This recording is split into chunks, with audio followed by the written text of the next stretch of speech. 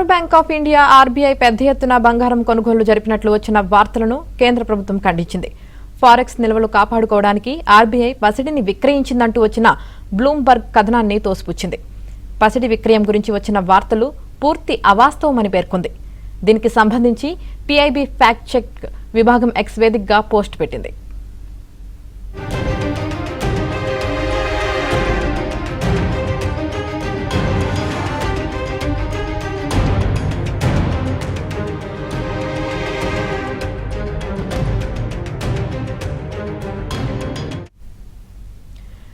పశ్చిమాసియా సంక్షోభం వల్ల మన ఇంధన దిగుమతుల బిల్లు భారీగా పెరిగింది. మన ఈక్విటీలను విదేశీ మదుపర్లు విక్రయించి పెట్టుబడులు పట్టుకెళ్లిపోతున్నారు. ఈ కారణాల వల్ల అమెరికా డాలర్కు గిరాకీ బాగా పెరిగింది. ఫలితంగా రూపాయి విలువ తగ్గిపోతోంది. దీంతో మన విదేశీ మారకపు ద్రవ్యం నిల్వలు పడిపోతున్నాయి. ఈ నేపథ్యంలో దీన్ని కాపాడుకునేందుకు ఆర్బీఐ $12 బిలియన్ విలువైన పసిడిని విక్రయించిందంటూ బ్లూంబర్గ్ కథనాలు ప్రచురించింది.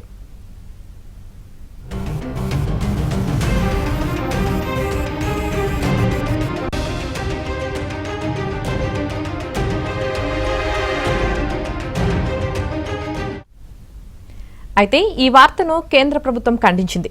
ఆర్బీఐ వద్ద ఉన్న ఫారెక్స్ నిల్వల్లో బంగారం వాటా 2025లో 13.92% ఉండగా 2026 మార్చి 31 నాటికి 16.70% పెరిగినట్లు వెల్లడించింది.